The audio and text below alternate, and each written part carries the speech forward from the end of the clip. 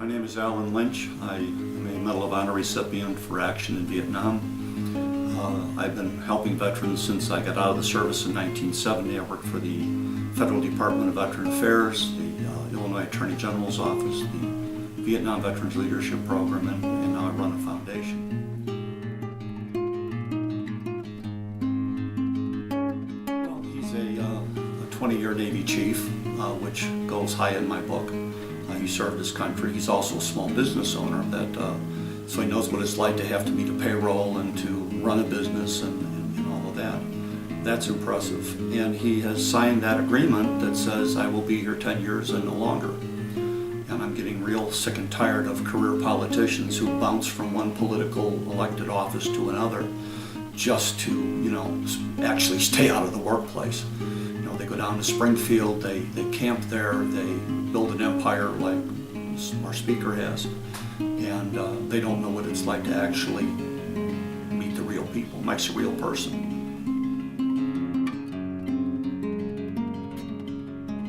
Absolutely. You have to work with all different kinds of people from all different walks of life.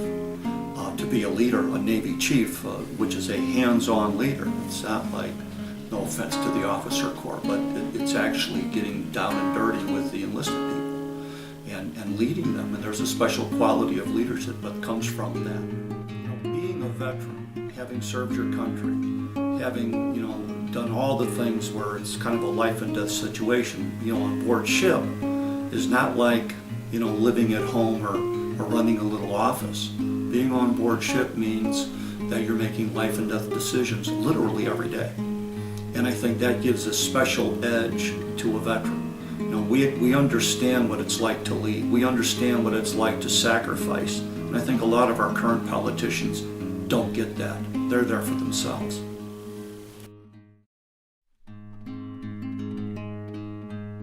They're career politicians.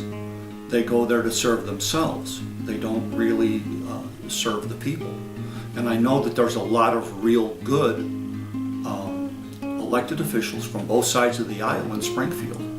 But the simple fact of the matter is we have a totalitarian state in Springfield, and it's run by the Speaker of the House.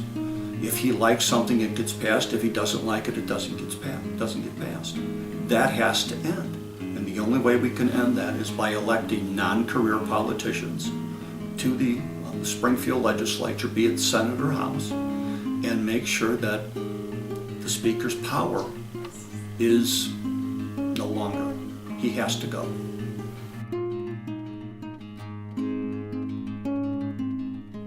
Absolutely, Mike says no.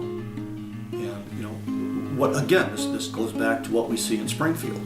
They misspend, they misallocate, they rob, Peter to pay Paul, and when they run out of money, what do? More taxes. So what does that do? That's why we're leaving the state in droves. Population of Chicago is shrinking. The population of the state is shrinking. Jobs are leaving. Industry's leaving. People are leaving. Why? More taxes. And why do we need more taxes? To fund their special interest groups that keep them in power. They don't care about the retired person.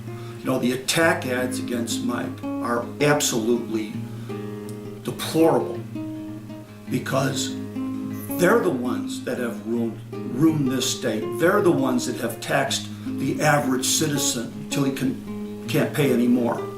I know a lot of people that go across the border to shop. They go into Indiana, they go into Wisconsin. Why? Because the taxes here are too heavy. And so we're going to go other places to get our food, to get our beverages and all of that. They robbed the road fund. When I was just starting out, we had the state lottery. We were promised that state lottery would fund education. And what happened to the money that went in from that lottery was a pass-through. It went right through the education and right into their pockets in their special little projects. And that has to stop. And again, you can't keep taxing people.